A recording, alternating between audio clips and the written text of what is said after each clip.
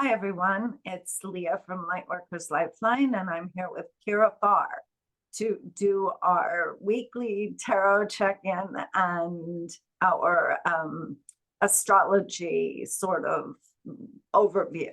So, hi, Kira. Yes, hello everyone. Welcome back to another channeled tarot check-in. We were videoless last time, but we will be getting back into this again. So yeah, let's start, I suppose, if that's Yeah. Okay. So I've already shuffled the cards just to make time go by a little bit quicker and like make it more smoothly so we're not stuck here watching me shuffle for 3 minutes. So we have to start with, we have the Seven of Cups reversed. It's an I'll show upside you. down kitty. There's the upright Oh, so picture. sweet. What a It's a sweet. shame because it's so early. I can't, like, there's not good lighting. I don't have light. Like, it's dark outside, so everything's a little bit dim. We have the Eight of Wands. Oh, how beautiful. Like an attack. Yeah. And then the A Chariot. kitty Some, with puppies. That's a yeah. brave cat.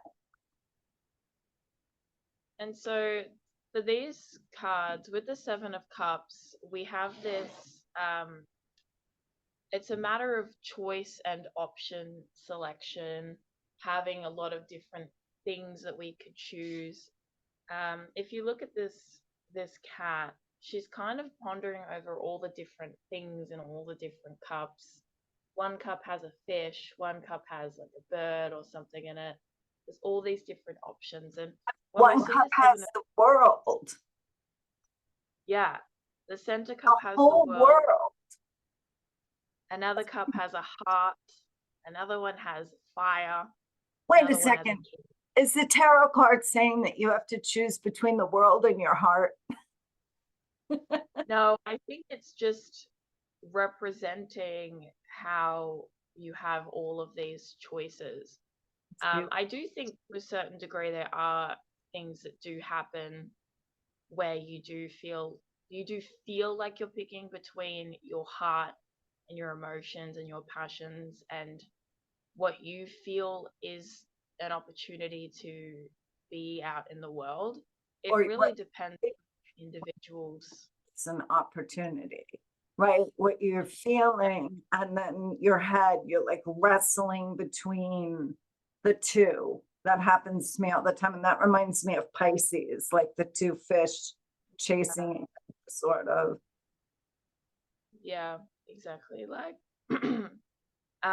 there's a dilemma of choice with this card, and in reverse it can be a paralysis based on having so many options and that overwhelm and that stress. And we've had a lot of reoccurring messages, I've noticed, with stagnancy and indecision.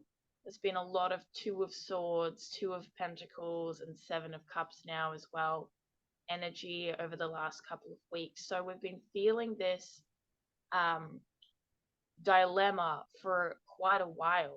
And this can look different in each individual's life. For example, for some people, it might be the choice between one career and another. For other people, it might just be the choice to follow their intuition versus not follow their intuition and follow their more practical, logical, typical thinking. And then with the Eight of Wands and the Chariot, both of these cards represent speed and momentum. They both represent pulling forward, force, drive. And when we're in this place of, oh my God, I don't know what to do or what to pick or where to go, there's so much going on. The, I feel like the message is that especially if you're someone who's been in that stagnancy for a really long time, whether it's weeks, months, years, a lifetime, there's a need to pick a direction that in yourself you feel fully connected to and move forward with that without any further hesitancy. Because I think that a lot of us have been taught to discount our truth, discount our intuition, and go with what the world tells us to do. And we find ourselves feeling like we've made the wrong decision, and then we go back. And then as the years go by, we get more and more muddled when it comes to what our personal truth is. If you think about kids, right, young kids, they typically just go with whatever they're feeling. You know, when they wake up in the morning, if they don't want to wear a certain outfit that their parents want them to wear, they're going to tell you. They're going to arc up about it. If they want to go climb a tree, they go, that's cool. And they go and they climb the tree.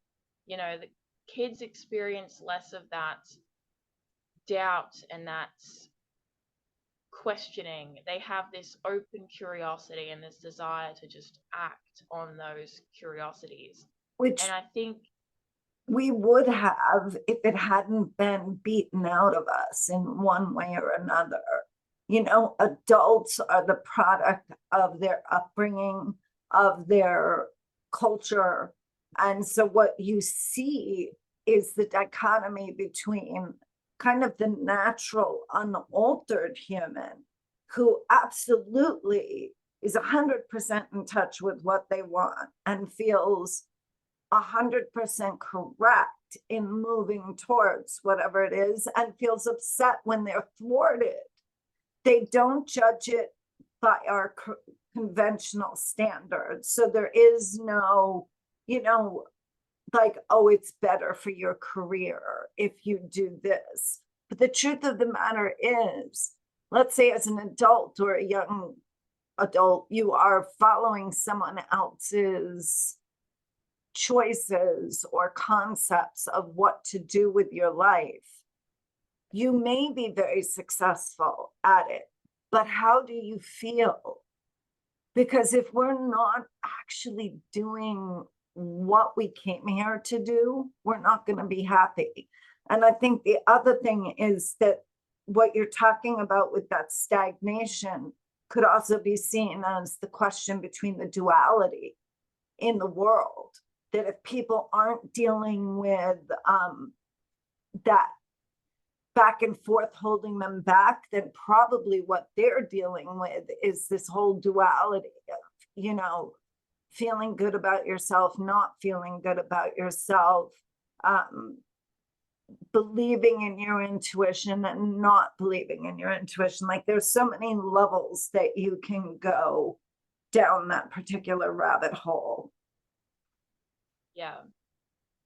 And I think part of it, when it comes to having the intuition and our intrinsic curiosity removed from us, is that there is a need for the maturity and the growing up and the adding more logic and being more reasonable to come into play, but without completely erasing the existence of intuition, curiosity, and that sense of wonder and openness. Because when you balance those two together, you get a very well-rounded person who is capable of acting kind of like a filter of like, okay, well, feels good, this doesn't, this is right, this isn't, and being able to balance what their heart and their head in basic sense is saying, what their intuition is saying versus logic. You know, we need that self-awareness that children sort of lack, but we need that intrinsic, I want to do this, kind of like, oh, I'm curious about this, or what's this, that questioning, that open-mindedness that children have. And when people grow up, they completely lose touch with that and are enthralled in, depending on the society that you live in, this ideology of how you can be successful, how you can make something of yourself. And all of a sudden, that curiosity about what something is becomes, how do I make this new thing my entire identity so that I have worth now? And there's a delicate balance that I think should be aimed for when it comes to incorporating the inner child and that spirited energy and that youthful curiosity and that joy with the logic, the maturity, and the knowledge that comes with getting older and the passage of time, because both of those things are really sacred. You know, children and the oldest of people are two ends of a spectrum that, when they're together, you have the most amazing perspectives and gifts and lessons. And a lot of people learn through having their own children and learn from their grandparents. It's like the two different worlds. And as an adult, I think that if we all reminded ourselves to balance that intuition with that maturity and with that what we have learned through living and experience, we can balance those together, we will have a much easier time following our path and following our truth without feeling like this overwhelming, oh my God, how do I do? What do I do? Where do I move? And I think that we are in a place of needing to move forward with our truth. And this card didn't come out when I was pulling astrology cards, but the North Node is, for some reason, continuously popping up.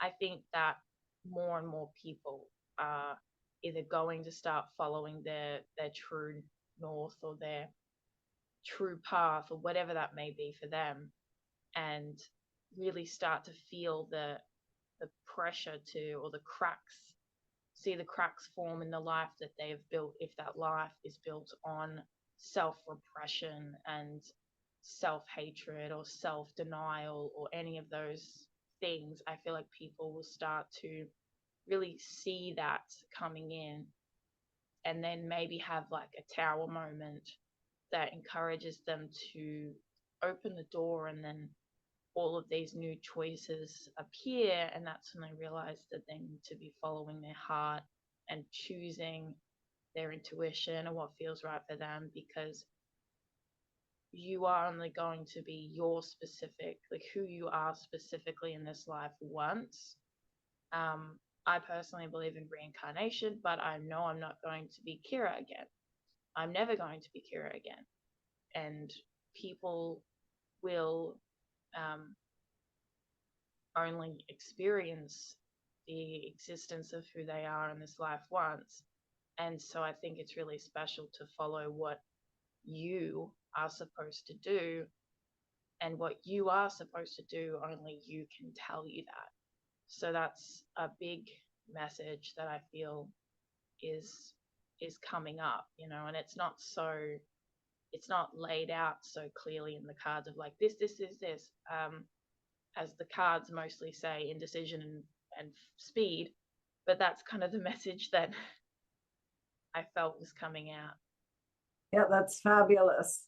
Yeah, indecision and speed is sort of what life feels like these days. Yeah. The indecision is moving quickly towards you and you're not getting any clearer on it. And actually, that's not true. That's if we're connecting to only our head. But if you drop down into your heart and you ground, you can really begin to feel, it's like really that's how right now we can access the different levels of reality. You know what they're talking about, like the 40 and the 5D. I really see the difference being like dropping into our hearts and connecting to everything through them, through our hearts, that we are able to let go enough of the illusion, which grips us pretty hard because we've been so well trained, you know, and the longer you've been on the planet this time around, the more trained you are. you know, and it's like our beliefs about reality are so shaped by this. But if we can drop down into our hearts, that's where we can access this self-knowledge. And that's really where we need to be. And that's where the road opens up in front of us in a very different way with very different perceptions. Now, remember, our perceptions give us our perspective, and perspective is everything when it comes to reality. Everything. It's like if you're afraid of spiders and a spider lands next to you, you're going to freak out. You're going to feel like the world is coming to attack you and not safe, and you're going to scream and flail and run away. If you like spiders like I do, and one plops down next to you, you're going to be like, oh, hi, thank you for visiting me today. May I ask why you're visiting? Do you have a message for me? Oh, would you like some water? And I put a little drop of water near the spider. You know, so it's a whole different perspective is everything. Now, who do you think got more joy out of that moment? Me or the person who was afraid? I did. I just had a delightful time. And very often I'm enriched by communicating with the beings that come to visit me. I do not look at any being that comes to visit me as a coincidence. I always feel like they came to me for a reason to communicate something to me. And again, you know, what perspective do we want to have? The choice is ours. We can be afraid and small ourselves because that's how the world is more comfortable with us. So we can strive to make the world more comfortable with us and become more and more uncomfortable with ourselves. Or we can make ourselves comfortable with ourselves and watch the magic unfold. Yeah, exactly. And I personally have really gotten tired of fighting the flow and having the resistance to everything, and having the fear that, you know, this is my life is going to end up like this or that or this, or it's not going to end up like this. And I'm like, at the end of the day, if I just release expectation and allow joy and just contentness to exist in the time, I can see things in a better way, from a better perspective, as opposed to, oh, of course this would happen, or yeah, this negative thing is of course going to happen to me today, and you know, blah blah blah. Like that mentality that we often get sucked into and stuck with. And I feel like we're being asked to move forward and shift out of that. We have a few more cards. We've got the Hermit, which is about Oh, introspection. wow, I love that card. Yeah, it's very pretty. There's a beautiful firefly on there as well. We have the Ten of Wands, which is that, once again, that burnout energy. Oh, wow. Did we have this one before? Or we had Yeah, another one with a cardinal? we had a few. We had the Ten of Wands before, and then there was another one as well with the little red bird. But Red that was the one. bird. Yeah. And that's interesting because yesterday a red bird came out of one of, yeah, oh, fascinating. And that's with a chrysalis. Yeah. Very interesting. Metamorphosis. And we are changing, we are shifting. It's a slow process, hence why we reincarnate so much. Yes, well, apparently that's not with the new frequencies on the planet. Reincarnation is not necessary to level up. And that's why those of us that are awake are so uncomfortable these days and over the last 6 months, because we are leveling up while we're still embodied. And it's the first time we've ever done that as a collective, and done that because of support energetically from the whole freaking solar system, right? It's been the planetary alignments, it's been the eclipses, it's been, the cars, everything is pushing us. It's like we're in the birth canal, whether we like it or not. And we're being squeezed out. And boy, can I feel it. Yeah, and if you fight, there's a card that is in this animal deck that I have, where the bat represents this death, life, rebirth, and it says the more you struggle in the birth canal, the more likely you are to be stillborn. In a spiritual sense or a metaphorical sense, the struggling and the fighting against the process of change and rebirth and transition is not going to cause you anything but pain and suffering and loss, and the allowing things to just be released, allowing yourself to move and to flow and to change and to shift. Can I give you a perfect example of that? So Yes, I you may. learned this when I was swimming in your neck of the world. I was in Thailand and the Philippines, which is closer to you than I am here in the States. And there are no lifeguards. So I'm swimming in the ocean for hours because I love the ocean. And day after day, and there were huge waves, and there were no radios telling us the conditions of the ocean. We just were there being. And what I learned to do is when a really big wave comes, you don't try and get away from it, because you can't.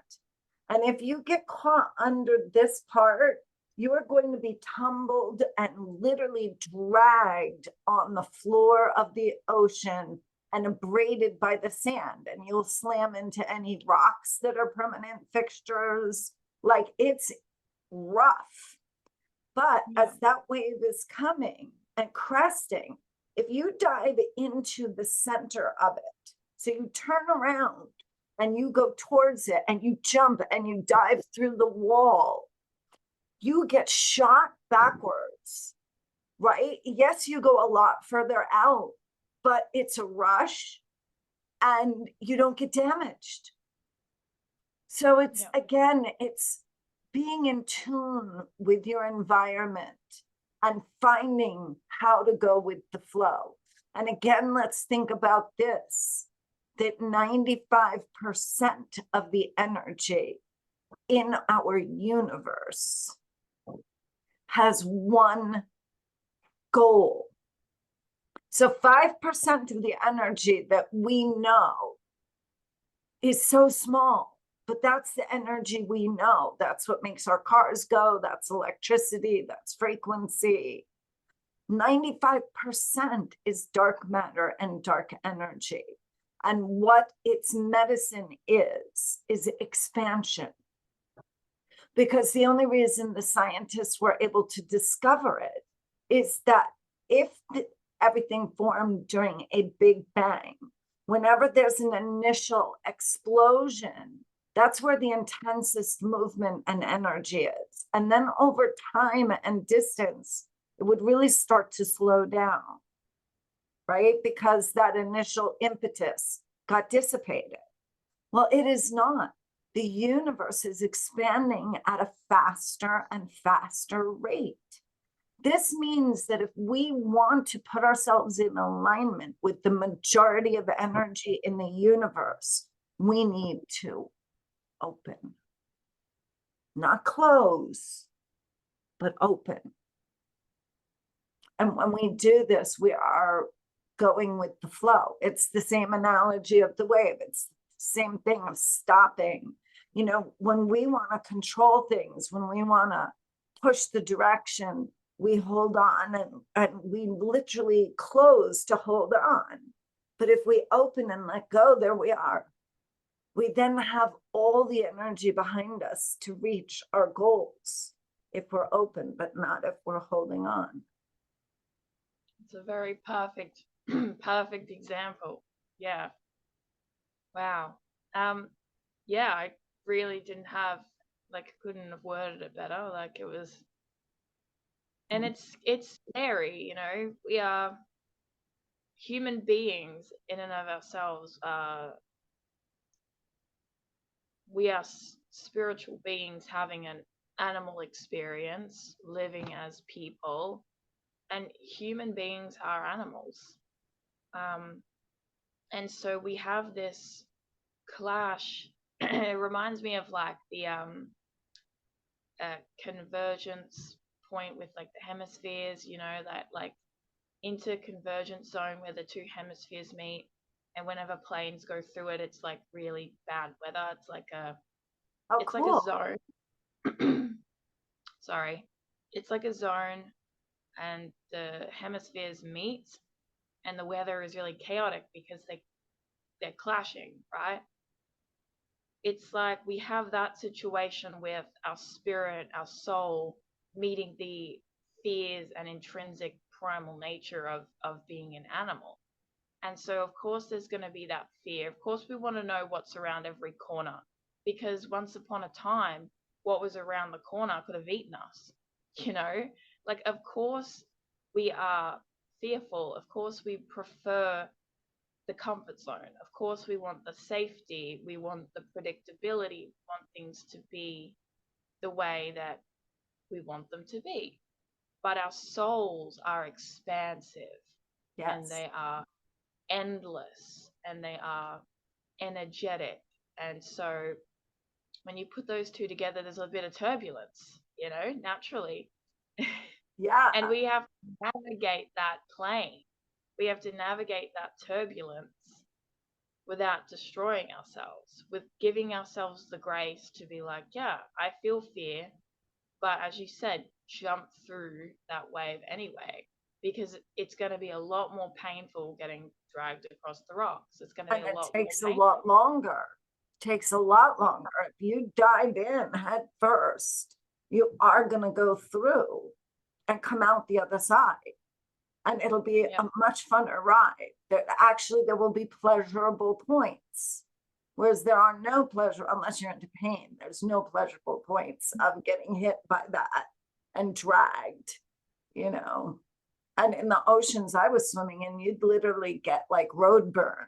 You know, it would be that bad that it would push you down and drag you. So yeah, the earth taught me a lot of lessons.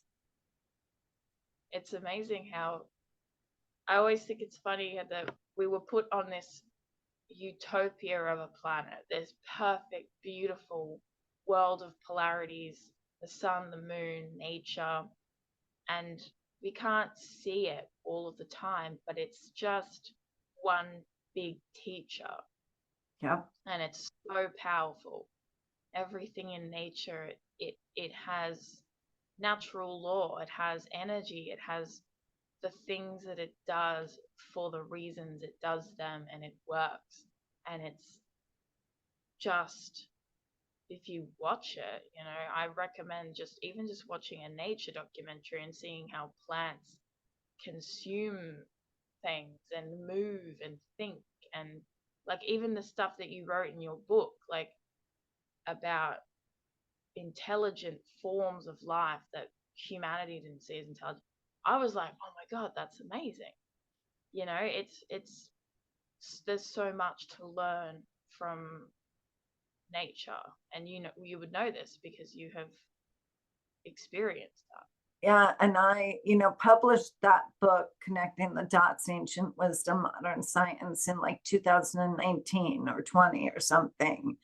And since then, just yesterday, I found this new article about, science is really starting to have to acknowledge that there is not just intention in other living beings, but intelligence, you know, and it moves me to cry because I have felt this my whole life and always was shut down when I tried to defend it. And the fact that it's becoming mainstream just makes my heart sing, because I feel the camaraderie with all life. I feel the intelligence and the spirit and the goodness. I feel more goodness in nature than I often do in human beings. Yeah. So, well, that was a beautiful reading.